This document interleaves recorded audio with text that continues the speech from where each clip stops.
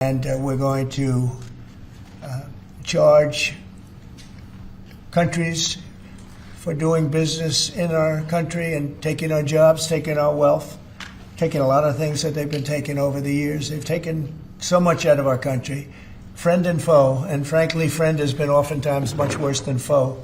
At first glance, it looked like a patriotic move. Protect American jobs, boost Ford and GM, but behind the headlines it triggered something far bigger, a global financial response that might change everything. Sales of Japanese cars in the US tumbled almost 7% in just the first few months of 2025. Meanwhile, American automakers surged ahead thanks to those same protectionist policies. But Japan? Japan didn't sit quietly. They hit back where it really hurts. In February, Japan sold off $30 billion in U.S. Treasury bonds, part of the $1.1 trillion it still holds in American debt.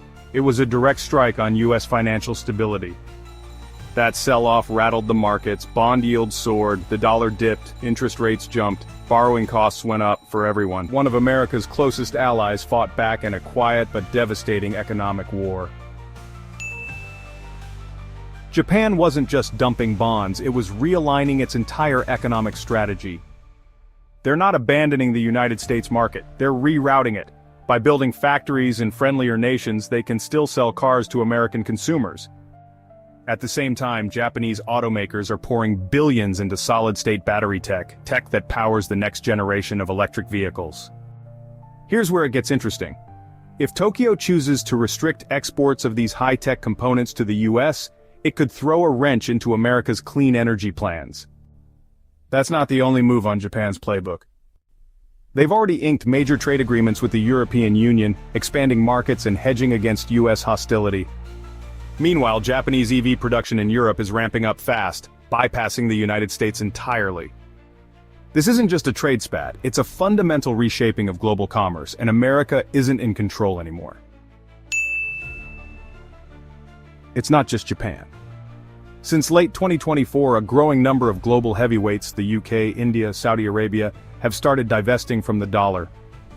They're selling US treasuries, they're dumping dollar reserves, they're buying gold, and they're betting on their own currencies instead.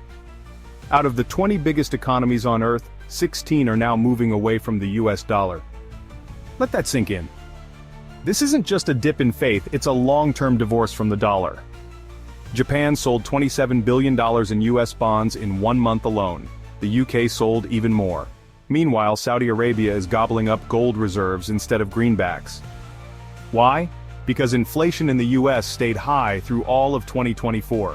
Other countries have used tariffs against us for decades, and now it's our turn to start using them against those other countries. And with Trump back in office and doubling down on protectionism, foreign governments are worried that the dollar isn't the safe haven it used to be. Unlike fiat currency, gold doesn't bend under inflation, it holds value through chaos. That's why countries are treating it as the new global insurance policy. And if that trend continues, it could mean higher borrowing costs, slower growth, and an America that suddenly can't afford its own bills.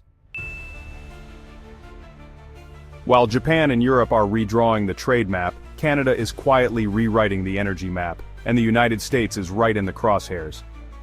For decades, the arrangement was simple.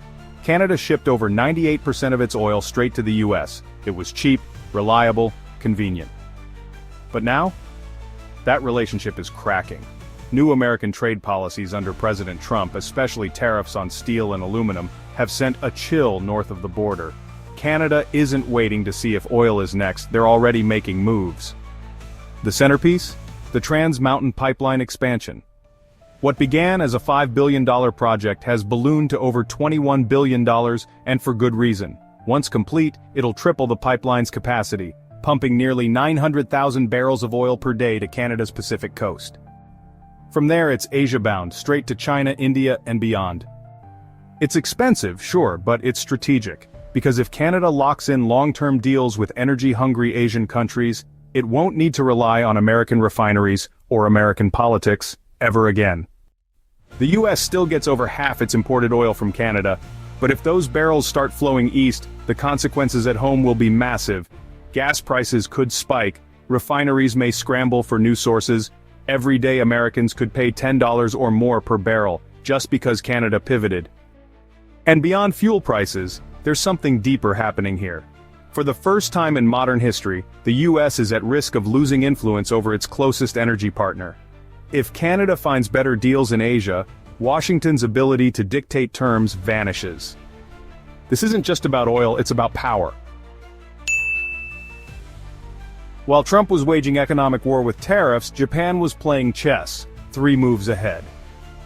With a 25% tariff hammering Japanese car imports, Tokyo retaliated on multiple fronts.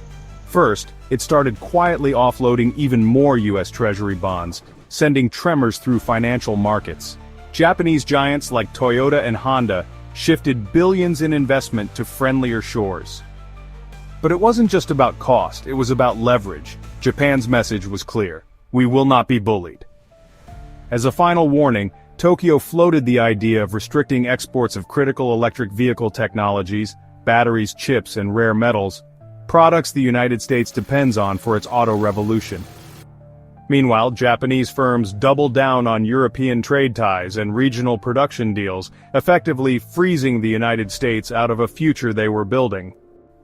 What Trump framed as a patriotic win was rapidly becoming a geopolitical loss. And with every auto job that disappeared and every bond that got dumped, Japan pulled another brick from the foundation of United States economic power. Now here's the uncomfortable truth. The US government relies on foreign buyers like Japan and China to fund everything. Roads, schools, defense, healthcare. And now even the interest on its own debt. When those buyers back off, America has to raise interest rates just to attract someone, anyone, to keep buying. But higher rates don't just hit Wall Street. They hit everyone. Mortgage rates skyrocket, student loans get pricier, business loans dry up. Everyday Americans feel the squeeze. And with the US national debt now pushing past $34 trillion, this is no small issue. It's a ticking time bomb. Japan's decision to sell off bonds and reinvest in itself, it's not just financial, it's strategic. They're focused on building a self-sustaining future, not one that's propped up by Washington's promises. And with Trump back in the White House, the tension's only rising. In his previous term, Trump was known for calling out Japan and China, accusing them of unfair trade practices and pushing for aggressive tariffs. Now, under a second Trump presidency, we're seeing more of the same. More tariffs, more pressure, more economic nationalism. Will that force Japan to come back to the table, or will it push them even closer to China and Europe?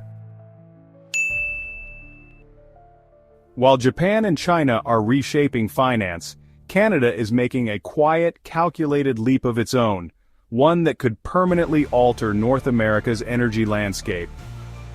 For years, Canada was America's loyal oil partner. Over 60% of all US imported oil came from Canadian pipelines. It was easy, it was next door, it just made sense. But now Canada is turning its gaze across the Pacific to China. The game changer, the Trans Mountain expansion. When completed, this pipeline won't just triple Canada's capacity, it will divert barrels away from the US and straight to Asia, from Alberta oil sands to the Pacific ports, then onto ships bound for Beijing and Shanghai. China, always thinking decades ahead, is already building specialized refineries and deepwater ports designed specifically for Canadian crude. This isn't a one-time deal, it's a long-term energy alliance, and that alliance comes with global consequences. Because if Canada locks in these export agreements, those barrels won't be available to the US, even in an emergency. Let's zoom out. If Canada sells more oil to Asia, if Japan stops exporting solid-state batteries, if China keeps dumping dollars and buying gold, then America is no longer the central gear in the global machine, it's just another player. Energy independence threatened, cheap credit drying up, global trade dominance slipping away. The US used to dictate who could buy what, from whom, and when. From swift sanctions to oil embargoes, it was the referee of global economics. But now, countries are building their own payment systems, currencies, and shipping lanes. Under Trump's administration, the gap is getting larger. Countries are making backup plans, and America is no longer Plan A. This moment is about more than just oil and bonds. It's about influence, security, and survival in a multipolar world. So what does the new map look like? Japan and Europe, tightly linked through new car and tech partnerships. China and Canada, laying the foundation for decades of energy cooperation. Saudi Arabia and BRICS, betting big on gold and ditching the dollar. India plus Russia, trading energy in rupees and rubles. The US, scrambling to adjust to a world that's already moved on. Tariffs, taxes, and tweets won't fix the fact that countries no longer want to be dependent on the dollar or US policy decisions. The global market is going off script, and this isn't temporary, it's a realignment. The American century was built on two things: global trust in the dollar, global need for US energy and defense. Both are now under serious threat. Countries are cutting financial ties. They're building new alliances. They're hedging their futures against US unpredictability. And in this new chapter of global economics, Japan, China, Canada, and even longtime allies like the UK are writing their own rules. So the question isn't if US power is fading. The question is, will America adapt, or will it be left behind? What do you think? Is this the beginning of a multipolar world order, or just a bump in the road for the world's largest economy? Don't forget to comment, like, and subscribe for more content like this.